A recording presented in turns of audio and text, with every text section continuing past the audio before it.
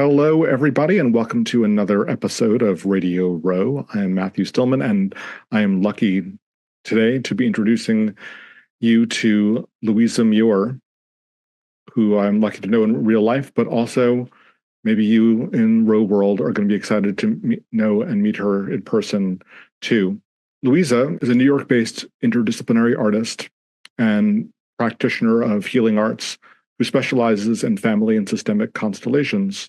She's originally from Vienna in Austria with Hungarian and Anatolian Greek roots. She also is a very fine singer, with a beautiful voice and a tremendous gravity in her presence that doesn't lose any absence of the capacity for play or wonder. For more than 20 years, she's had experience in family and systemic constellations and was introduced to family constellations and guided imagery work and astrology as a young child through her mother and her mentor, Dr. Peter Orban, who've all been involved in constellation work. Luisa Muhr, thank you for being on Radio Rowe to talk about your upcoming program at Rowe, The House of the Soul. Thank you so much, Matthew, for having me. Thank you for Rowe for having me. Thank you. So before we leap right in to talk about your program, which I do want to talk about, there's this wonderful book called Home Ground, which Language for an American Landscape. And so I want to do a nature word of the day, and I'm going to open up randomly and it's going to give us a little definition of a physical thing in the world. And I just want to see if it brings anything to you. So I just opened up to the word needle ice. And so needle ice says this. Needle ice is also known as pipkraka, a word derived from the Swedish word pip, a musical tube, and kraka, frozen ground. A musical tube in the frozen ground. The small, intricate needle-like spicules form in moist, heavy soils in fall, winter, and spring and act as agents of erosion. Water drawn towards the surface freezes into thin, tiny slivers that loosen the surrounding ground into ice flakes and chunks. Needle ice is a type of ground ice, but the term is sometimes used as a synonym for candle ice, especially when the candles are relatively short and narrow. Some also apply the term to random concentrations of small, sharp spicules that occasionally form on the surface of sea ice, creating a painful bed of nails for sled dogs. I picked that randomly, but I'm wondering if that image of little spiky ices brings you to any place in your life or wonderings or observations. And we don't need to try to automatically tie that to what we're going to be talking about, but maybe it will. I love that ice came up. I'm a huge ice fan, like totally obsessed with ice. So that's really interesting that came up. Tell us about it. I'm a water person, also like my elements, definitely one out of my at least two main elements is water.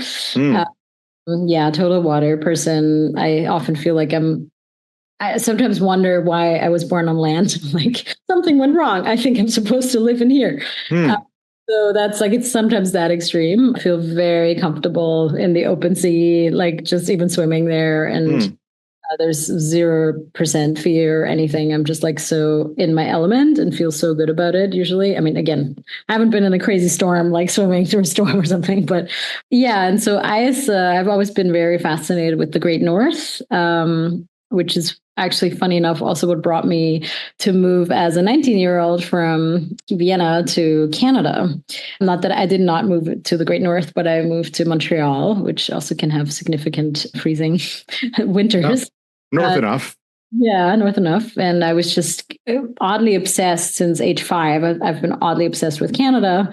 So I just knew I had to live there. And when I was ready once I finished high school, literally I finished high school and I packed my bags, I think 6 months after, moved myself to Canada and lived in a hostel for a while.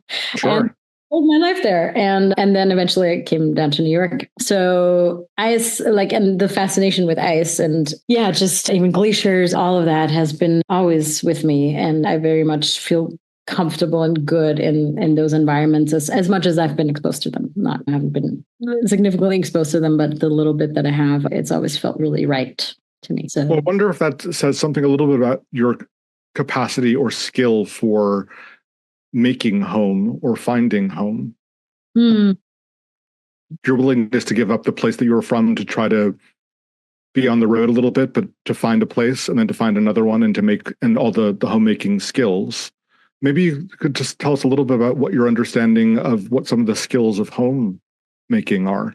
Yeah, you're pulling all my life themes. I love it. Home is definitely one of my central themes, even in my art making, but family constellations is also it's a soul coming home. So yeah. It's a very big theme for me. And I am a Cancer ascendant. So that's sure, yeah. Make that shell. Yeah. And funny enough, I'm a Cancer ascendant with a lot of Aquarian qualities, which is why I'm not like home, but I'm home else. Yeah, you're home where you are. Yeah. Yeah, it's kind of, I had to leave to find the right home for me, which was where I can kind of flourish, which I didn't feel I could so much from where I'm from at the time, at least. That's also been shifting and that feels good. But yeah, so I feel like I think of elements very often as something very astrological, which is partially because of my upbringing. My mom is an astrologer. So we've always... Mine too. Also my father, yeah. Oh, yeah, there you go. So yeah, so elements is immediately to me means something astrologically. And so obviously water element and then being a Cancer ascendant, it's just all home and water and all of that. And also adapting, being very emotional, all of that it feels good, feels home to me. Yeah. Yeah. Well, so of course, this points us in the direction of the work that you're going to be doing here at Rowe, which is going to be on October 8th, 15th, 22nd, and the 29th, online through Rowe in the evening. But it's called the House of the Soul. So what is your understanding of some differences, not the difference, between a house and a home? Yeah, that's also a great question. I think in constellation work, we definitely see the house as the home, if that makes sense. Sure. A container that holds the soul, really, as an image. Yeah. I should say that this is not exclusive. Like, this is not for all family constellation facilitator workers. It's very specific actually to my mentor's work, Dr. Peter Orban's work, who I think one of his greatest contribution to constellation work is definitely the image of the house, what we call the house of the soul. And this is not common or used by really any other facilitators that I know other than Peter's students himself. And what I love about it, and which is why I want to bring it more into the practice here, again, there's no modification around the practice at all. It actually just gives a clearer image of what the practice is and lets people understand it. I find much easier, much clearer. Yeah. Image. And I think a lot of people just have immediate access to images. And so this work is also very image-based in many ways. And so the image of the House of the Soul comes from the book or the writings of Teresa of Avila. I love good old Saint Teresa of Avila. She's great. And so it was a mystic and a nun in Spain in the century. And patron saint of chess.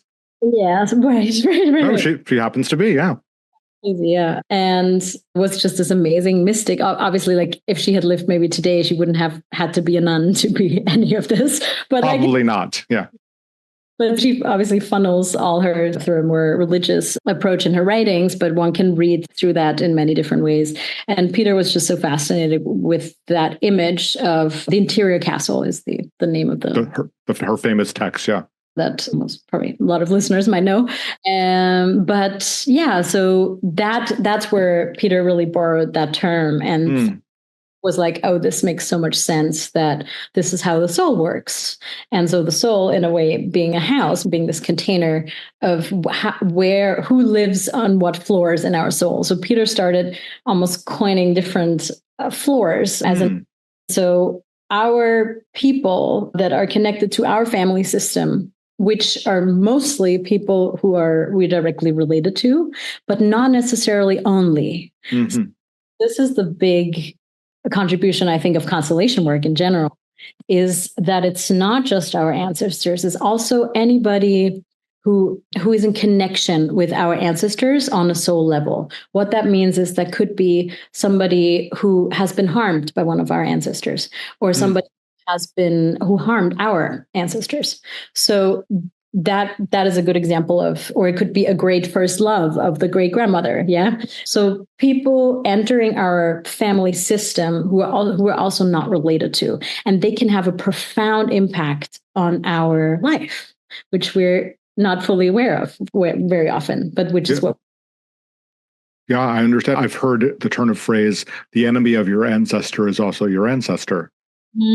Great. Yeah. Mm-hmm. Yeah. Feel free to steal it. It's not mine, but yeah. And this is tender stuff. If you're sort of interested in sort of broadly spiritual work, you've probably heard the term family constellations, whether or not you're intimate with it or not. But without going through the entire story, I just would say that I was poking around in the 1828 New American Dictionary and decided to look up in the 1828 version what the word constellation meant. Now, the first definition you'd absolutely recognize: a cluster or a group of fixed stars, etc., a division of the heavens, sure. But the second definition, which was a common usage, was this: an assemblage of splendors or excellences. And the example that it uses here is the constellations of genius had already begun to show itself, which shed a glory over the meridian. And that's from the author Prescott. So an assemblage of splendors or excellences. So without giving like a whole big history or story, I guess speak a little bit, if you would be generous enough to, about why family constellations might be an interesting way in to try to tend to one's soul without saying like, oh, Bert Hellinger in 1900, whatever. I think that constellation work is, in a way, a practice that digs right to where we need to look. And we're also ready to look in that moment. Otherwise, we often wouldn't be there at that moment in time. Yeah. So I feel like, to make it a little less abstract, I often get people who come to me almost in their final state of, I am so fed up with this. I've tried everything else. Now I'm here. I want to try this. Like this is very common that I get people at their this is like the last resource that they're seeking out. Like, whatever, I'm just going to try this now.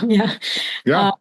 And fortunately, it turns out it was great that they came, because quite often things get resolved pretty quickly and pretty straightforward, and also permanently and not just temporarily. So constellation work, the reason why we call it soul work is because it resonates on a different level. It resonates in the subconscious, in the unconscious as well.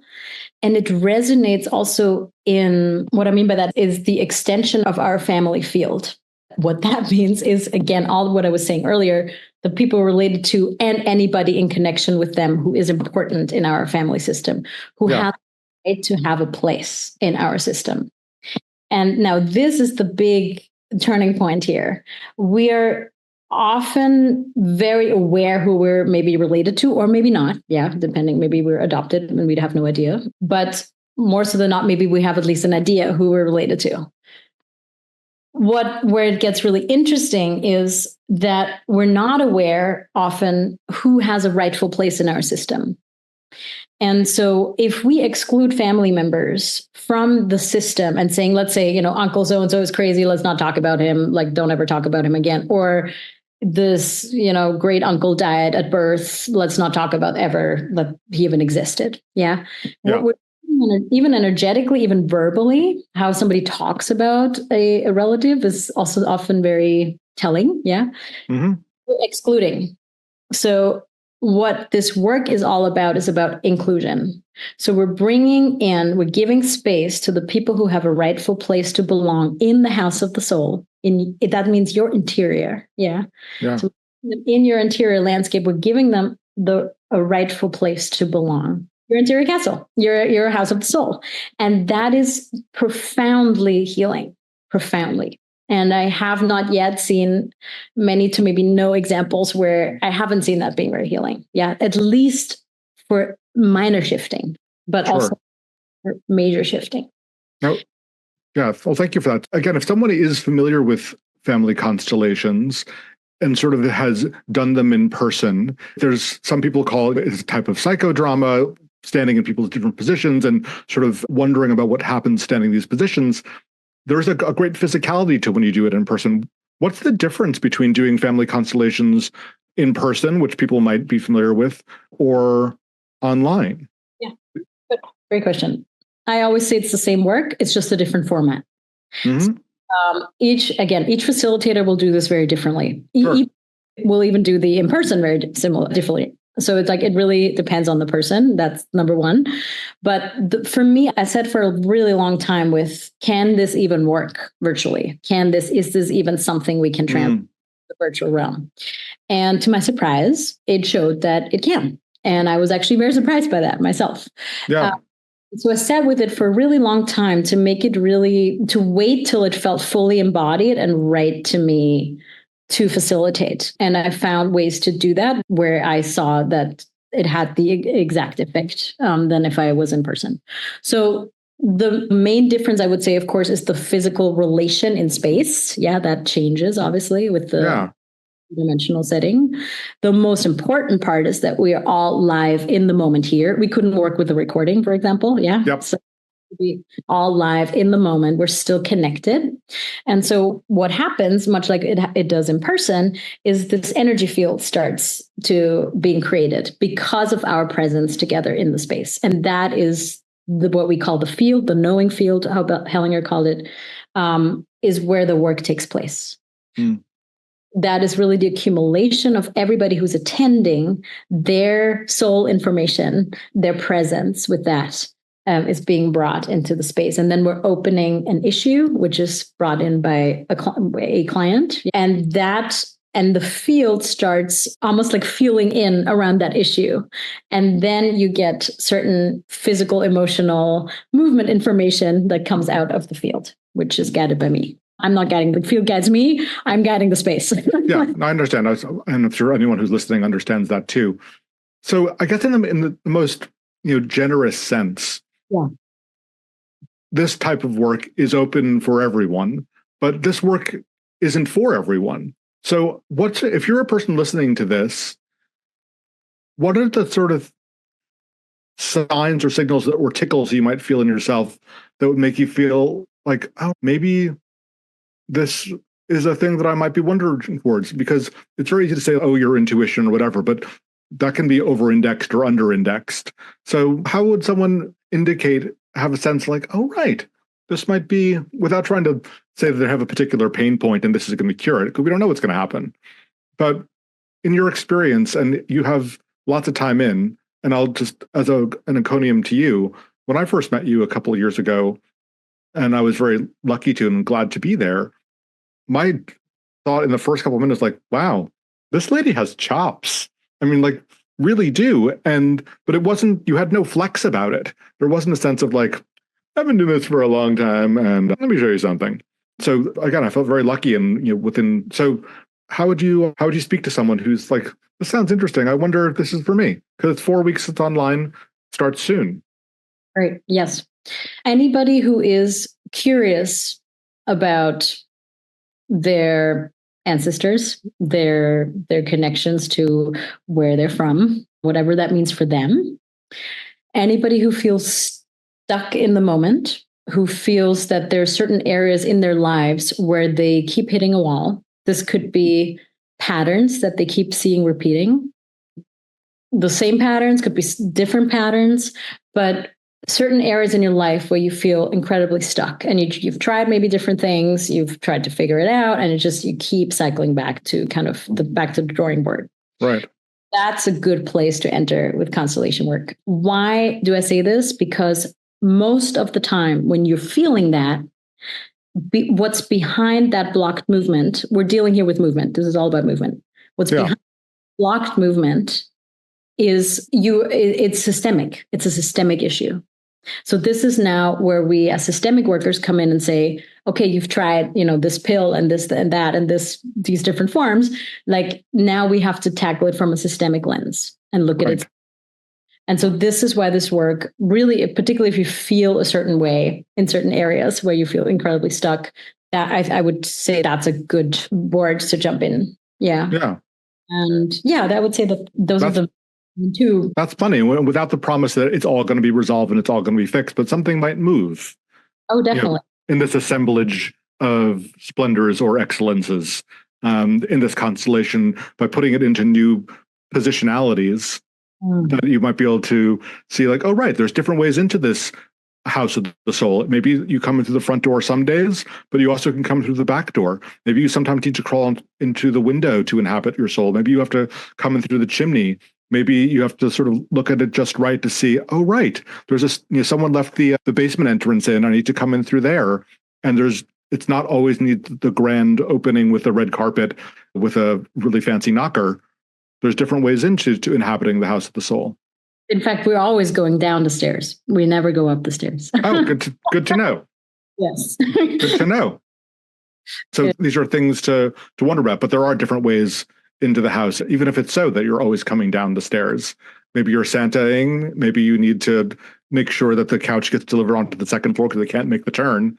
There's things to do. We can push this house analogy really far, but I appreciate your willingness to walk a ways. I guess maybe the last question that I'd ask you, and we could probably talk about this in lots of different ways, but anyone who's been listening gets a sense of you and your generosity and your willingness. I realize this is an online course, and maybe all willing, there'll be a chance for you to be at Rowe. And I know I was the one who asked you to come to Rowe. Yes. But beyond it just being me, was there something in your own listening? Because you and I can't traffic just in the fact that we know each other. Because you didn't say yes right away. What was it about Rowe itself that made you think this might be a good idea? As much as you could say. Yeah. To clarify, I think the reason why I didn't say yes right away was mostly scheduling. However, I understand. I was very drawn to it. I tell you, one of the first impulses, a big yes for me, was also that I know that Jean Houston has been at the Rowe Center over many years, and many years, yeah. And I really, particularly her early teachings, and but even I'm not fully in on what she's doing currently, but her archetypal work had a tremendous effect on my mentor. So she was a huge inspiration also for my mentor in many ways. So I also got to take a course with her a year or two ago, a virtual course about the archetypes. I'm was an astrology kid. Yeah. In archetypal work, I'm super into that myself, and also with my artwork, it just totally resonates. And so I wanted to see her teach at least once to get to experience her. And so knowing that she was associated with the Rowe Center, I knew that felt right. Yeah, in terms of the path. So, well, that's really beautiful. That Rowe itself captures onto the very thing that you're talking about is about ancestry and deep relationality as a way to follow and be drawn by. Not to say that it predicts the direction, but just that was part of the information. I'm really sweetened by that, and I didn't know that till just right now. You're right, yeah. I haven't talked about it, yeah. Incredible. Well, Luisa, I'm really grateful for this time. Your course, The House of the Soul, Family and Systemic Constellations, is going to be online at Rowe, starting October 8th, the 8th, the 15th, the 22nd, and the 29th. You can get all this stuff moving right before the election. And yeah. And thank you so much for making a little bit of time in your day, which is full enough to have made sure that this could happen when it wasn't assured that it would. I'm grateful to you. Thank you for having me. And thank you for the whole team for making this happen. Thank you. Totally. And keep your eye out for storms and needle ice and water. Yes. Yeah. Yes. All right. Well, blessings to you. And thanks so much. Radio Rowe signing off. Thank you for joining us on this episode of Radio Rowe with our host, Matthew Stillman, and special guest Luisa Muhr. If today's conversation has inspired you to delve deeper into family and systemic constellations, we invite you to the House of the Soul, Family and Systemic Constellations, an online course led by Luisa, hosted by the Rowe Center. Join us on October 8th, 15th, 22nd, and 29th from 7 o'clock to 9:30 p.m. Eastern Time to explore the healing power within your family's hidden dynamics. To register or learn more, please visit rowecenter.org or click the link in the description. We hope to see you there. Until next time, thank you for being part of our community.